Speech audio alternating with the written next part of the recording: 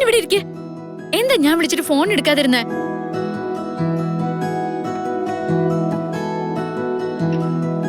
ഞാൻ തന്റെ മുന്നിലേക്ക് വന്നില്ലേ, പിന്നെ എന്തിനാ ഫോൺ എടുക്കുന്നേ?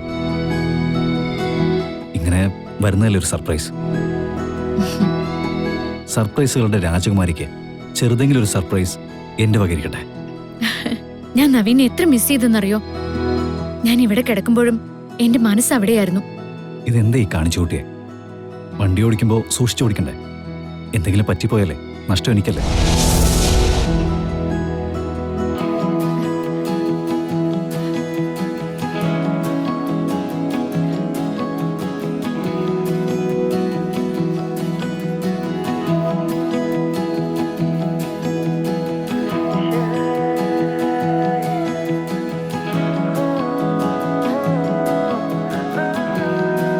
എന്റെ ബോധം പോകും മുമ്പ് ഞാൻ എന്താ ചിന്തിച്ചെന്നറിയോ?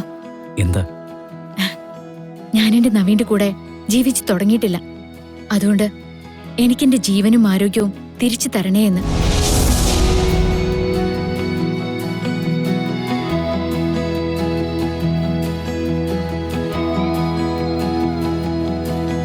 താൻ പറഞ്ഞ പോലെ കുറച്ചു സമയം മിണ്ടാതിരിക്കുകയോ കാണാതിരിക്കുകയോ ഒക്കെ ചെയ്താലേ ശരിക്കും മിസ്സിങ്ങാ. എനിക്കത് ശരിക്കും ഫീൽ ചെയ്തു.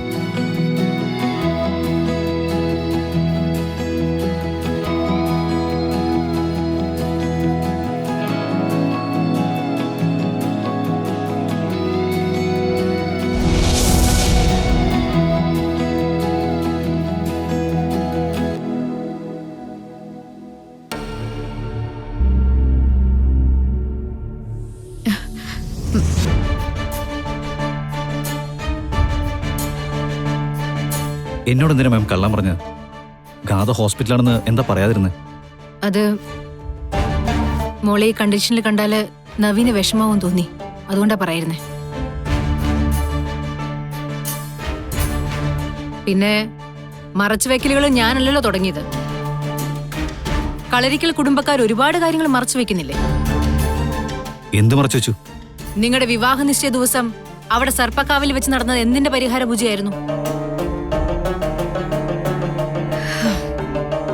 കുടുംബത്തിന്റെ മേലുള്ള സർപ്പശാപത്തിന്റെ അല്ലേ? അകാല മരണം സംഭവിച്ച പെണ്ണുങ്ങൾക്ക് വേണ്ടി ഇപ്പോഴും അവിടെ കർമ്മങ്ങൾ നടത്താറില്ലേ? സി മാഡം, അതൊക്കെ മുത്തശ്ശേരി ഡിപ്പാർട്ട്മെന്റാ. എനിക്ക് അത്തരം കാര്യങ്ങളും അറിയില്ല, അതിലൊന്നും വിശ്വാസമില്ല. ഗാഥ, താനെങ്ങനെയാ ഇതിലൊക്കെ വിശ്വസിക്കുന്നുണ്ടോ? ഞാൻ നവീനോടുള്ള സ്നേഹത്തിൽ മാത്രമേ വിശ്വസിക്കുന്നുള്ളൂ. ഗുഡ്. അപ്പം മോളൊരു കാര്യം ചെയ്യും, പെട്ടെന്ന് ഈ ബെഡിൽ നിന്ന് എണീറ്റ് പോരാൻ നോക്ക്. എന്നിട്ട് നമുക്ക് ഒരുപാട് കാര്യങ്ങൾ ചെയ്യാനുണ്ട്.